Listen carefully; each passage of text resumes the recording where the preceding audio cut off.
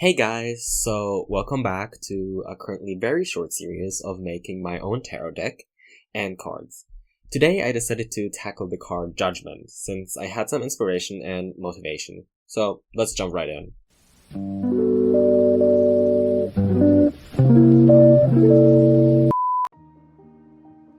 So firstly I decided to tackle the card Judgement today, ignoring the order of the actual deck completely, though to my defense I want to make the cards when I'm actually feeling them. And to my knowledge, feeling is a big part of tarot, so I want to do them justice. Besides my decision based on pure feeling, I also considered ideas and themes I thought would work in coherence and would still contain the message the card is supposed to deliver. So let's talk about my process. I usually begin with researching the basic characteristics and meanings of each tarot card that I'm redesigning, and then just going for it, letting my hand guide me and seeing if a decent composition and idea evolves. So there will be 2 or 3 pages in my sketchbook that will be filled with random squares and rectangles that depict that certain scene that I had thought of. They range from just scribbles to full anatomy studies. The one I decided on is the one before you hear today, though it does change quite a lot from my original sketch I based it on. Considering my approach with my last painting, Past, Present, and Future, I did indeed make a rough sketch to begin with, but remained on the sketch layer to begin painting the person in the card, instead of sculpting my way to success as I usually do. My focus were the hands and arms that went through some foreshortening which I struggled with. The idea was that it would be this epic frog perspective from the desk the figures placing their hands on.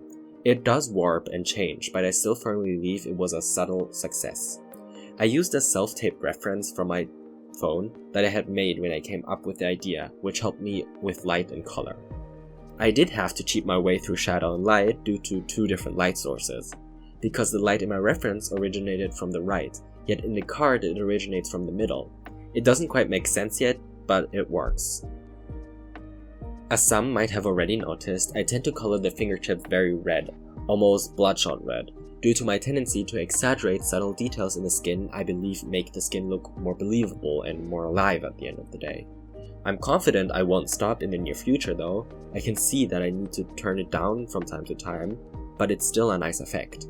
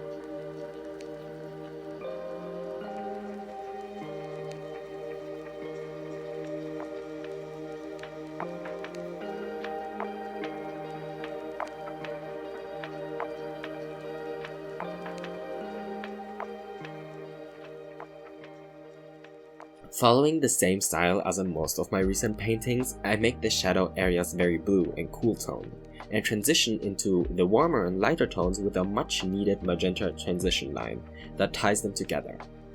At the opposite edge of the shadow to the transition line, I redirect my colors to go slightly lighter again and more into the blue hue, whilst remaining considerably darker to the lighter parts of the surface I'm tackling. This just helps form details, such as small convex or concave surfaces that need to shine through, and make the surface more 3-dimensional even if they're dunked in shadow or dark colors.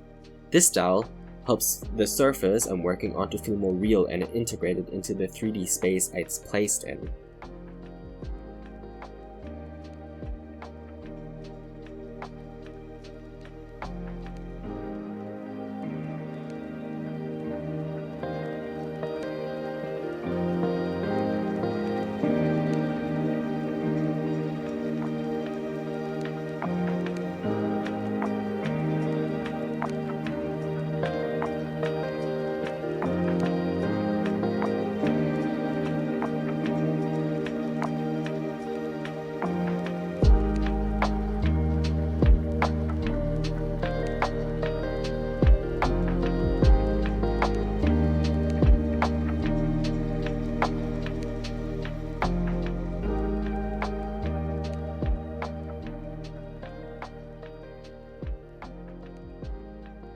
Besides the obvious picks for my skin colors, the orange mixed with a tinge of sky blue and red, I had to decide on a color for the clothing, or rather cloth, spread across the card. It was going to inhabit 1/3 of the card, so I had to be strategic with my choice, to not overpower every other element, as it wasn't the focal point.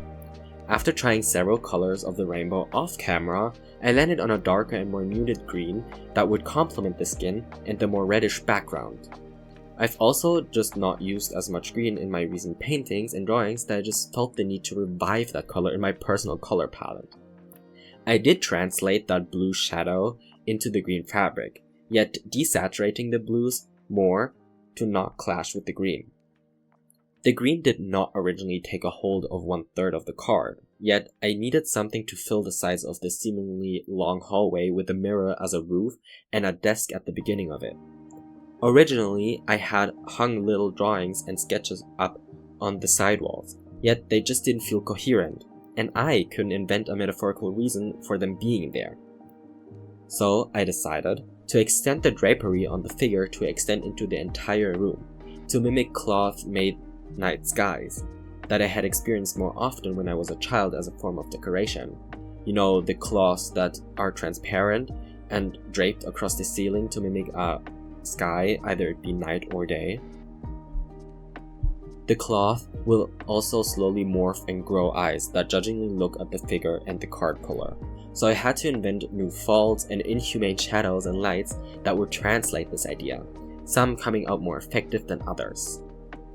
The eyes didn't just settle for the cloth, but also appear on the walls that I tinted dark muted red to induce a feeling of vintage and old, as most tarot cards are depicted as old cards that witches and wizards and oracles use.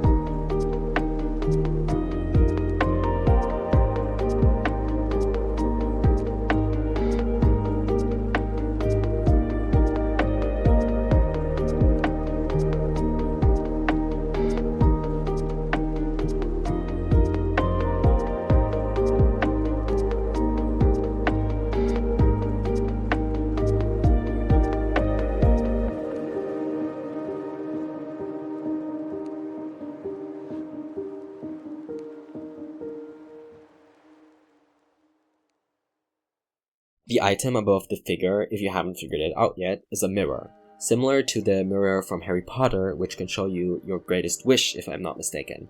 It reflects the higher being one can become, and one can see themselves that. It's the improved version of ourselves if we allow ourselves to see that and grow towards it. The mirror has this gold frame, which I to this day struggle with. I've tried and practiced to color metallic surfaces, but with my very messy and painterly style, it's hard for me to grasp the way the colors blend on a metallic surface. I've used gold elements in countless works of mine, yet it never really took shape.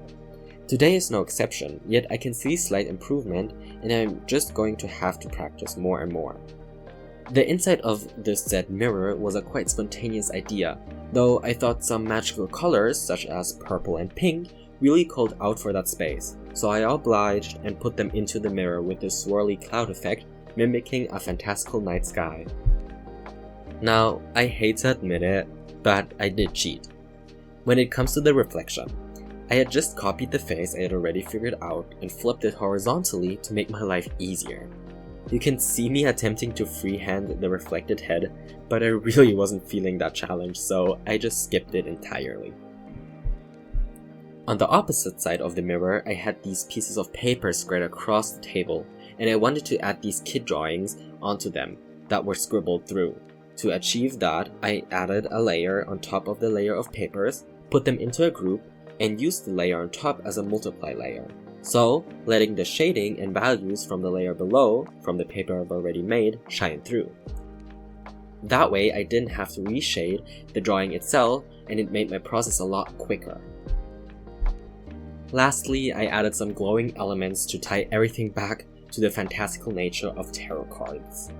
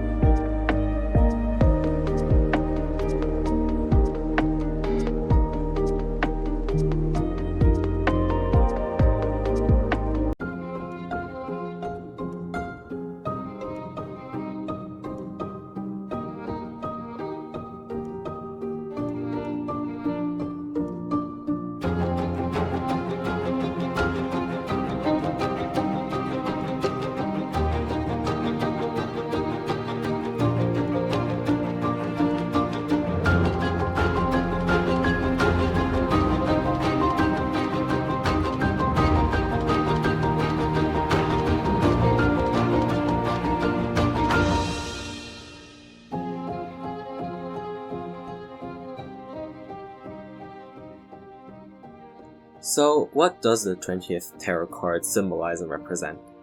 From its title alone, Judgement, you can figure it's about reevaluating one's situation, relationship, etc.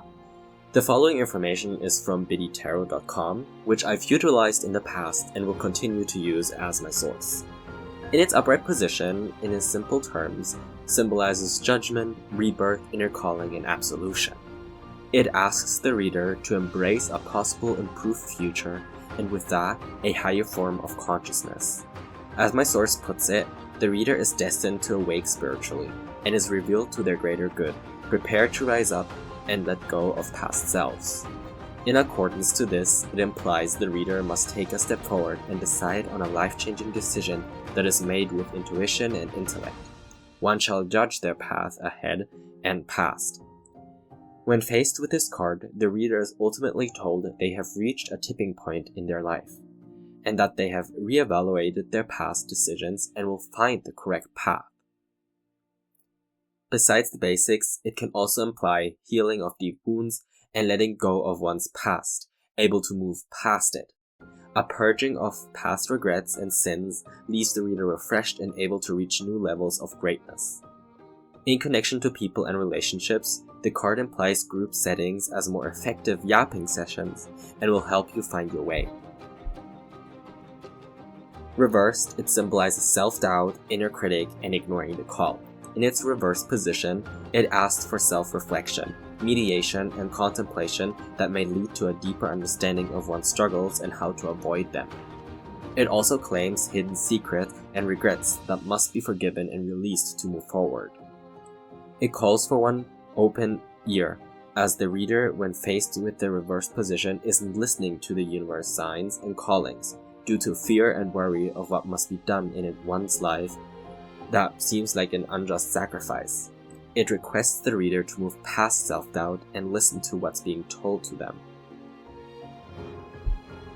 I personally did indeed stray from its original depiction and description, as it is described as a card depicting naked men and women and children stepping from their grave, arms stretched out wide to the heavens above. In the heaven, the angel Gabriel blows his trumpet above the extensive mountains in the back. And with my signature, we're all done. I hope you enjoyed, and I'll see you next time.